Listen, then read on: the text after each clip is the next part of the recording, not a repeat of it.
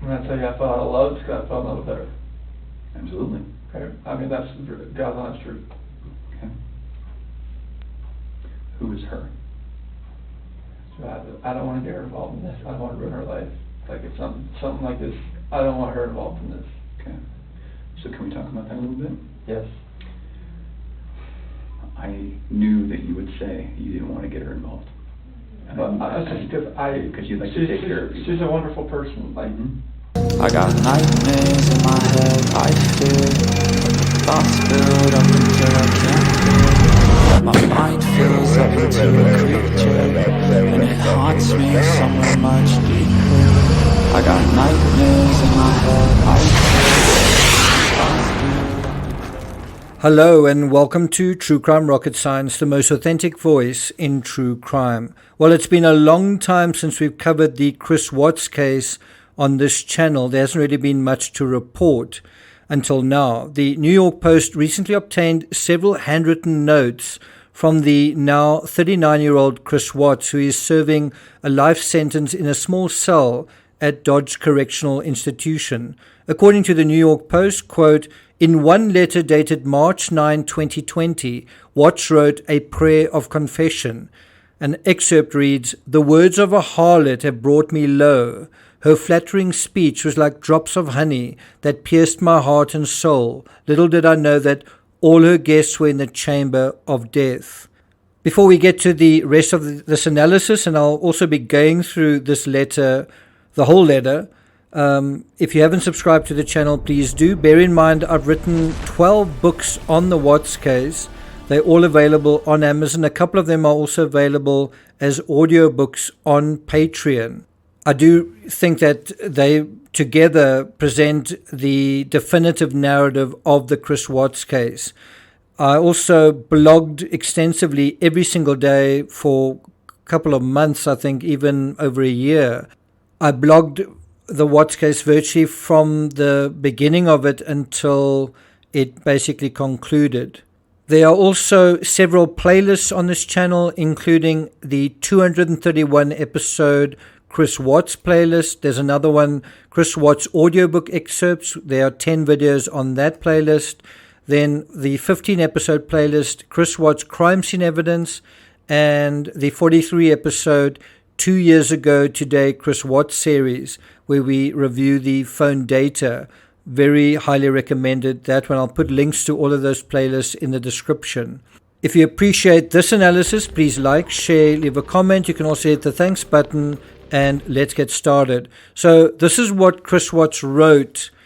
It's kind of a prayer in March 2020.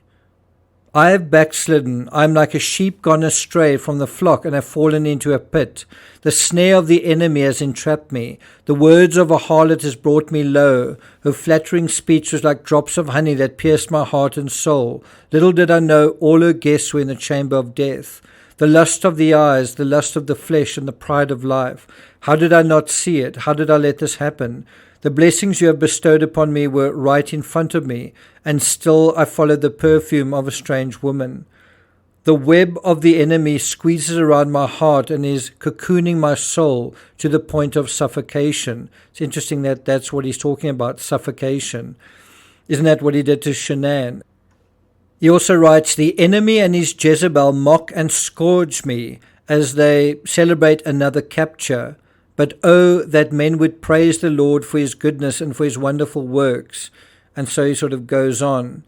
And so it's quite interesting how he writes this. There's a lot of care in the execution of the handwriting. It's there are no spelling mistakes. It looks like quite a lot of care went into this. Now, in sum, Watts blames Kessinger for the lust in her eyes, the lust of her flesh, and the pride of life. And then he asks rhetorically, how did I not see it? Well, because he was also in lust. And he may have forgotten, but we haven't, taking these photos of Kessinger in her apartment. You may remember I was the first to cover Nicole Kessinger in a blog post that the Colorado Bureau of Investigation's Kevin Koback passed on to Kessinger in a text message. Clicking on the link which took her to the post Featuring an old photo of Kessinger, Kessinger told Koback, "These people are grasping at straws." Unfortunately for Kessinger, this was just the beginning of a social media shitstorm, the likes of which social media hadn't seen until then. Jump forward 2 years, while in his effort to make sense of his own heinous, despicable behavior, Watts appears to have found God and also found the temerity to blame everything on Kessinger. That's quite an about turn from him refusing to admit the affair, then refusing to name her, then asking that she be kept out of the investigation because she didn't deserve any of this. Remember that. We just can't figure out why there's two Chris's. Okay? We talked about that last night. Yes. We just can't figure it out. There's a Chris, okay? If somebody asked me... On page 20 of the discovery, you may remember S.A. Coder, Special Agent Coder, told Chris he couldn't understand why there were two Chris's. Chris then said, "I cheated on her, I'm not proud of it. She accused me of it," meaning Shanann did. "I denied it, I feel horrible about it. I cheated on her, I hurt her emotionally." Chris admitted that he didn't attend the Rockies game, and then he explained that he fell out of love with Shanann because he fell in love with her. S.A. Coder asked Chris what her name was, and Chris said he didn't want to get her involved. He didn't want Kessinger involved. He didn't want to ruin her life. He said she was a wonderful person who knew he was married and that he was having issues in his marriage. And him saying that she was a wonderful person, that sounds like someone who loved her. That was when I had said, "Hey, when you go to North Carolina, I really think you should try to fix things with your wife." And he kept asking, "Well, what about us?" And I was trying to kind of take a step back and see if he would fix things before attempting to pursue things with me, because I wanted to know that if all of these things he's saying, like, yes, we're getting separated, and yes, you know, all of these things that he's saying are happening, I wanted to know that it was like, you were doing this like you said you were prior to me coming in your life, and it had nothing to do with me, you know. And so for me it was like, I really wanted them to fix it. I would have just left the situation.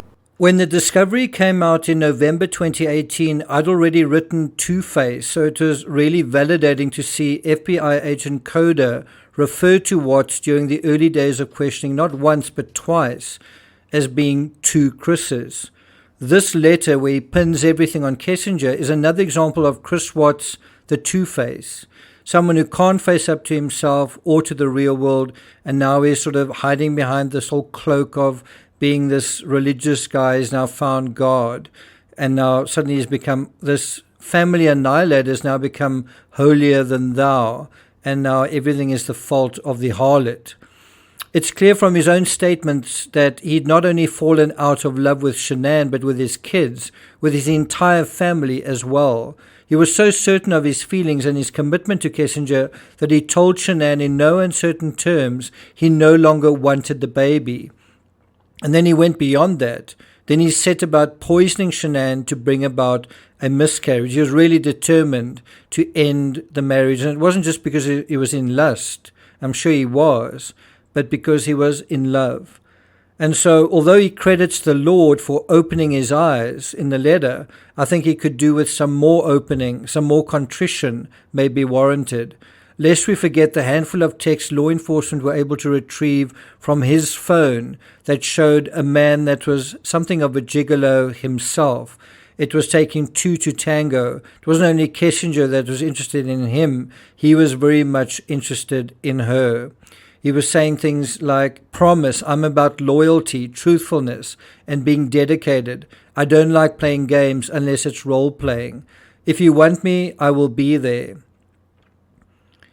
And then he also talks about, "I'm still going to see you. It won't be as often as we like, but I will make it happen." And he seems to be talking about when Shanann comes back to Colorado. And I think this was both their concerns. What's going to happen to our affair when Shanann returns? I don't want to, and Kessinger saying to him, "I don't want to be second best." Then he also said on the 29th of June, just before he went to Myrtle Beach, sleeping without your warm body next to me isn't going to be fun tonight. Kessinger asked him, are we bad people? And of course that was an opportunity for him to say, wow, yes we are. I mean, look at what he's saying now about what God is saying about her, that she's a bad person. Well, what about him? At one point he even wrote to her, you deserve a pay increase for everything you're doing. Your plate is only getting fuller because people know what you can do. They need to compensate you now rather than later. Then he also said, hope you had a great night, beautiful. Miss you. Get home safe. Sweet dreams, my sexy empanada. If we dig even deeper, do you remember Watts also wrote several cards expressing his devotion and interest in Kessinger as well. These weren't lust letters, these were love letters. He said to her, you are truly an amazing, inspirational and electric woman that takes my breath away every time I see you. You are wonderful. Don't ever stop being you. Right? Somewhere else he also said, this sums it up. Big things will happen this year. Dreams will come true. That smile, that stare, that laugh, that giggle gets me every time, right? And so, yeah, you really get a sense of a man who's hopelessly in love, head over heels in love with his mistress. Watts also put serious effort into his appearance, eating right, exercising, and all of this was eventually geared at getting and keeping Kessinger's attention. I do think lust played a major role in the Watts family tragedy, but what many miss is that love did too. Kessinger said that she thought that she loved Watts and wanted to give him a son and marry him and wanted him to divorce and wanted to help him move out and help him with his diet and his finances. That's a relationship that's going way beyond lust.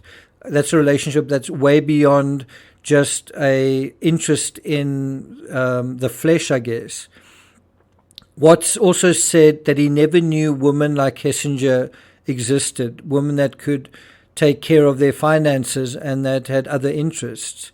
And despite what Watts said in that letter, he had fallen out of love with Shanann. He complained to colleagues about medical bills and expenses, and at home his job was to do the laundry, and he was sort of a general dog's body.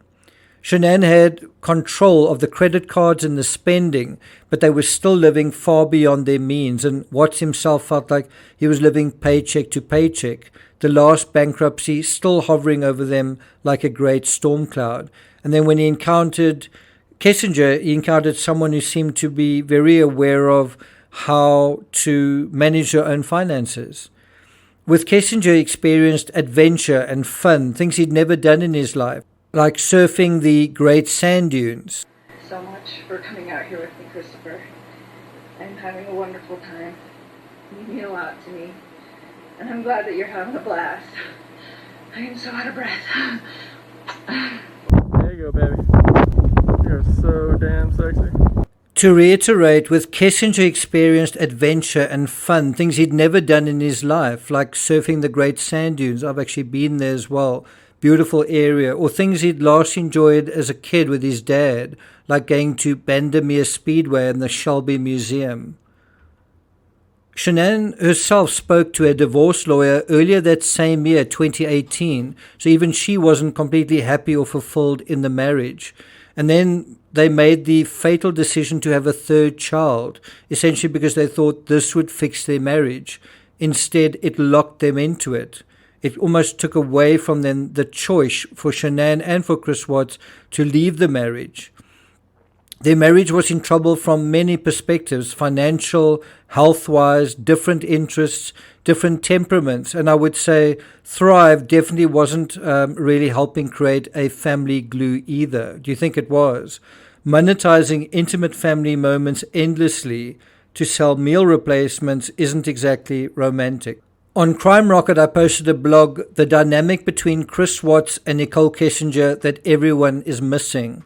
And part of that dynamic was the fact that they were in love. A lot of people forget that or misinterpret that as just lust. But I think it was clearly much more than that. And so what can we learn from the Watts family tragedy? Well, interestingly, I think one of the books that Chris Watts recommended in that relationship speech that he did was a book, American Couples. And what is interesting from that book in a review by the New York Times is unhappy families are alike in highly predictable ways. The partners quarrel relentlessly. One bullies or tyrannizes the other. Both put their selfish interests above their mutual interests as a couple. They have affairs. They disagree about power. They care about transient values such as beauty more than enduring ones, such as commitment. It's happy couples who differ, each in its own way. Some fight all the time, others rarely. Some don't have sex very often, others do frequently. Some are traditional, others egalitarian. Some are possessive, others aren't. But you won't see this pattern in American couples at once. I do think the number one aspect that allows people to be happy in a relationship is the other person allowing someone to be who they are. It's the other person loving someone for who they are, and vice versa. Does that make sense? And that is what you saw between Nicole Kessinger and Chris Watts. That is what you didn't see with Shanann and Chris. The other thing besides that is, if someone isn't happy in a relationship, you should let them go. You should allow them to leave. And that's also something that neither of them permitted in terms of their relationship. I'm not going to take it further than that. If you want me to take it further than that, let me know in the comments. Thank you for listening, and I'll see you guys next time.